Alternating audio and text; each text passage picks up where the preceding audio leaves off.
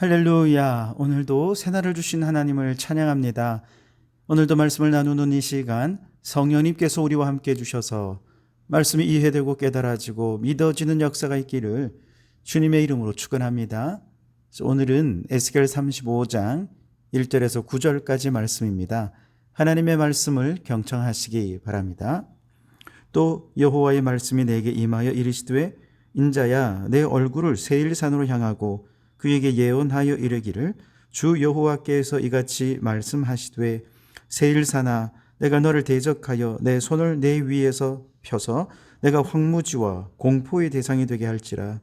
내가 내 성읍들을 무너뜨리며 내가 황폐하게 되리니 네가 나를 여호와인 줄 알리라. 내가 옛날부터 한을 품고 이스라엘 족속의 환난 때 곧 죄악의 마지막 때에 칼의 위력에 그들을 넘겼도다. 그러므로 주 여호와의 말씀이니라. 내가 나의 삶을 두고 맹세하노니 내가 너에게 피를 만나게 한즉 피가 너를 따르리라. 내가 피를 미워하지 아니하였은즉 피가 너를 따르리라. 내가 세일산이 황무지와 폐허가 되게 하여 그 위에 왕래하는 자를 다 끊을지라. 내가 그 죽임당한 자를 그 여러 산에 채우되 칼에 죽임당한 자를 내 여러 맷뿌리와 골짜기와 모든 시내에 엎드러지게 하고 너를 영원히 황폐하게 하여 내 성읍들에 다시는 거주하는 자가 없게 하리니 내가 여호와인 줄을 너희가 알리라. 아멘. 오늘도 이 말씀을 통해 우리에게 주신 하나님의 음성을 듣게 되기를 바랍니다. 자, 오늘 본문 말씀은 에돔에 대한 심판을 예언하는 내용이에요. 2절 3절을 다시 보시면 인자야 내 얼굴을 세일산으로 향하고 그에게 예언하여 이르기를 주 여호와께서 이같이 말씀하시되 세일산아 내가 너를 대적하여 내 손을 내 위에 펴서 내가 황무지와 공포의 대상이 되게 할지라 그랬습니다.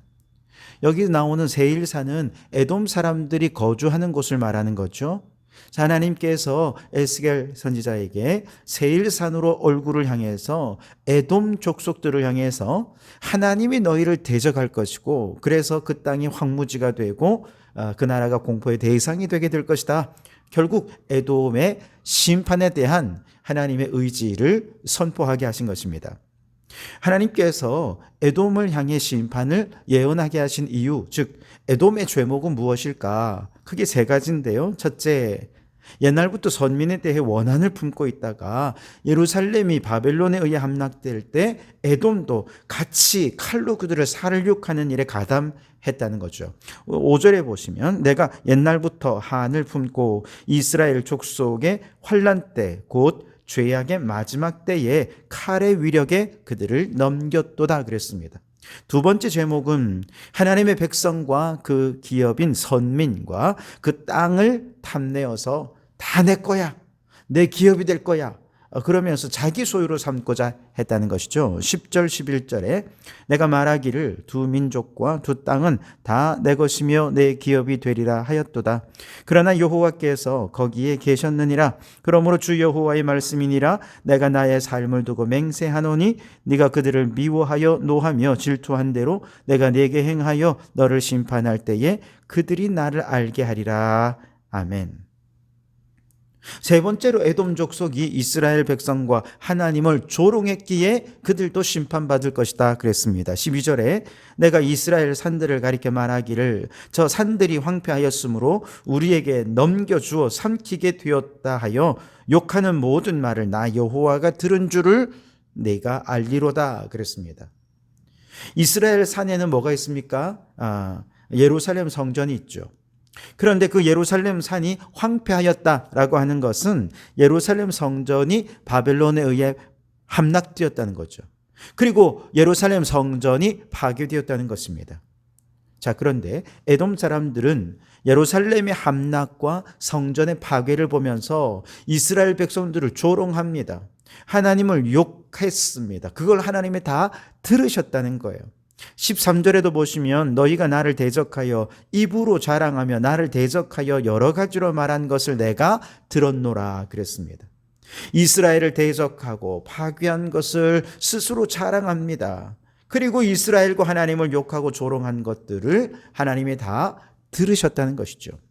자, 결국 이러한 죄로 인해 이스라엘이 패망하듯이 에돔도 망하게 될 것이다. 15절에 이스라엘 족속의 기업이 황폐함으로 내가 즐거워한 것 같이 내가 너를 황폐하게 하리라. 세일사나 너와 에돔 온 땅이 황폐하리니 내가 여호와인 줄 무리가 알리라 하셨다 하라. 아멘.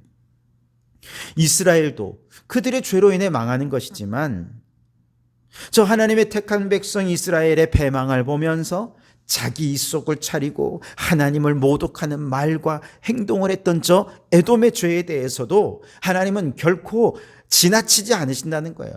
마지막에 반드시 그 나라를 황폐하게 하고 영원한 파멸에 빠뜨려 버리겠다라고 말씀하시는 거죠.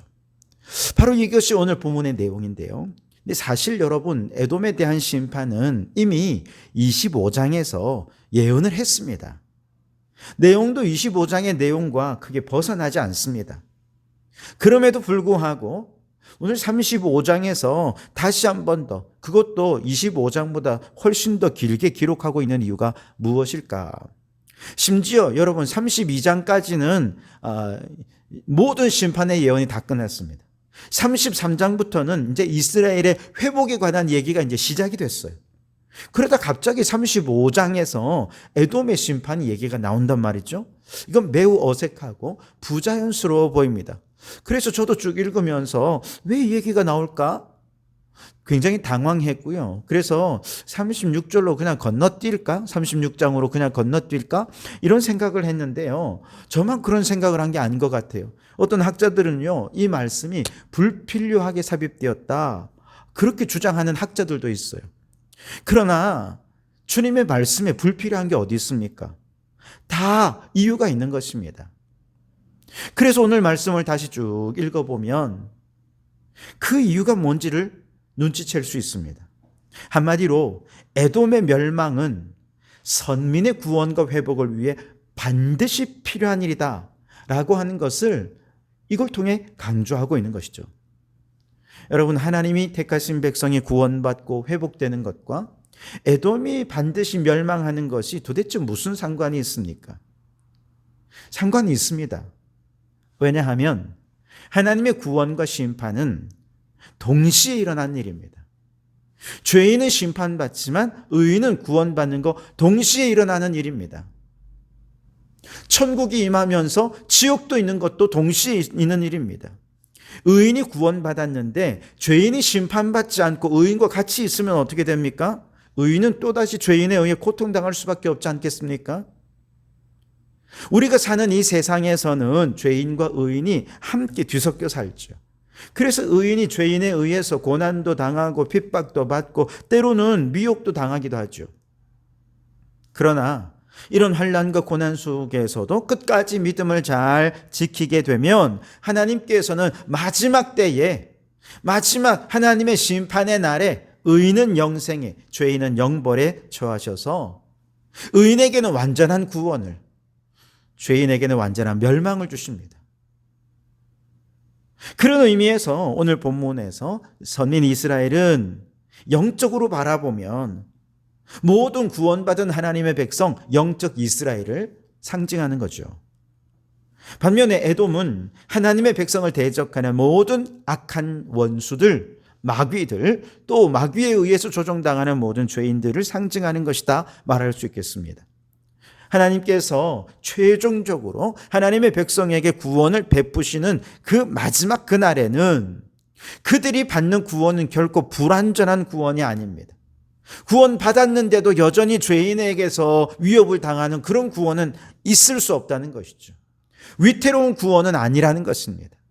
저 악한 원수들, 모든 대적들을 완전히 멸하신 후에 이제 다시는 상함도 없고 해함도 없는 온전한 구원을 베푸시는 것, 바로 이것이 에돔의 멸망을 통해서 강조하시는 내용이라는 것이죠.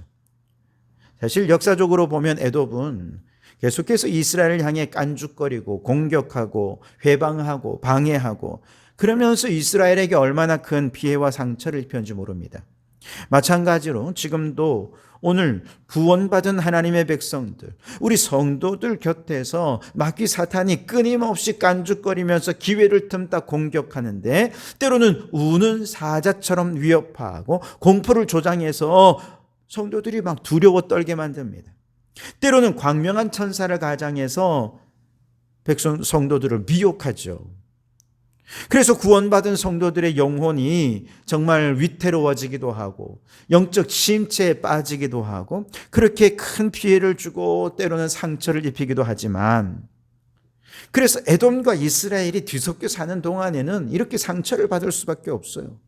고통당할 수밖에 없고 성도들이 정말 이런 어려움 속에서도 어떻게든 믿음을 잃지 않기 위해 애를 쓰게 되죠.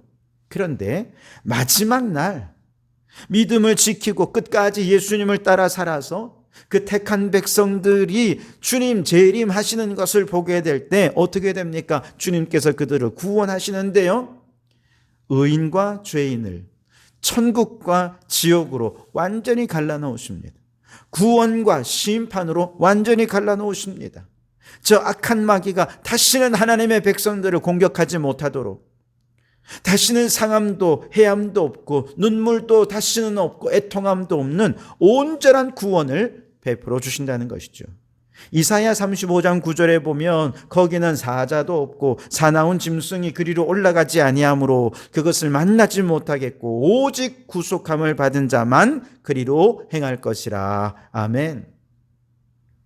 요한계시록 21장 4절에 모든 눈물을 그 눈에서 닦아주시니 다시는 사망이 없고 애통하는 것이나 곡하는 것이나 아픈 것이 다시 있지 아니하리니 처음 것들이 다 지나갔음이러라. 처음 것은 무엇입니까? 의인과 악인이 막 공존하는 것이죠.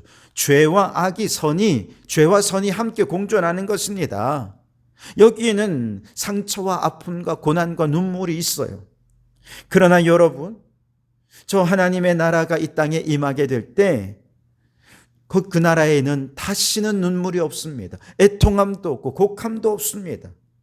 우리를 대적하기 위해 으르렁거리는 사자도 없고요, 악인들도 없습니다.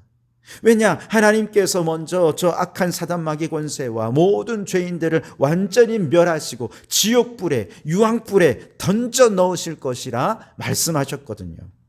그러니 여러분, 우리가 이 땅에 살면서 아무리 고난당하고 핍박당하고 이 믿음을 지키기 위해서 그렇게 애를 쓰고 고난당한다 하더라도 더 이상 원수의 공격이 없는 완전한 구원을 선물로 주실 최종적인 승리를 여러분 소망하면서 오늘 그 믿음 굳게 잘 지키시기를 바랍니다. 그래서 완전한 구원의 날, 완전한 승리를 경험하고 하나님을 찬양하는 우리 성도들이 되시기를 주님의 이름으로 축원합니다. 기도하겠습니다. 하나님, 이 땅에서 이스라엘과 에돔이, 의인과 죄인이 함께 뒤섞여 살면서 말세가 될수록 의인들이 더 많은 고난을 받고 환난과 핍박을 받을 것이라 하셨습니다. 그러나 아무리 어려워도 마지막 주님 재림하시는 그날에, 새하늘 새 땅이 열리는 그날에 결국 의인과 악인 분리되어서 악인은 완전한 멸망에 떨어지고 의인은 완전한 구원을 맛보게 될 줄 믿습니다. 그날까지 낙심하지 말고 이 믿음 끝까지 잘 지키게 도와주시옵소서. 예수님 이름으로 기도하옵나이다. 아멘.